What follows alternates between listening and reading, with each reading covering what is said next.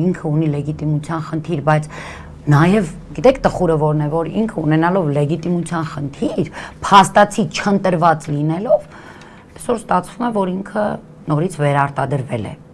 Այս է ամբողջ խնդիրը։ Եվ այս խնդիրը մեր բոլորինն է։ Այս խնդիրը եւ խորհրդարան ձգտող ընդդիմությանն է եւ արտախորհրդարանական ուժերինը, մասնավորապես ընդդիմությանն է եւ ինչու՞ չէ նաեւ ժողովրդինն է, մեր բոլորինն է այս խնդիրը։ Փաստորեն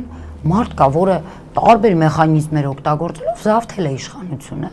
օկուպացրել է Հայաստանը եւ ինքը որոշում է, որն է երկրում անկլավ, որն է էքսկլավ, որն է մերը, որը մերը չի, որը պիտի տա, որը պիտի պահի։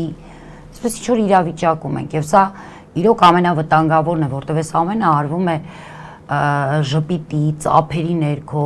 մի կողմից ժպտում ծափ է տալիս Հայաստանի ղեկավարը, մի կողմից ժպտում ծափ են տալիս ընդդիմության ներկայացուցիչներ բազմաթիվ։ Այսինքն այստեղ բայց իրականում ինքը վտանգը որևէ կերպ չի պակասել, հակառակը ավելացել։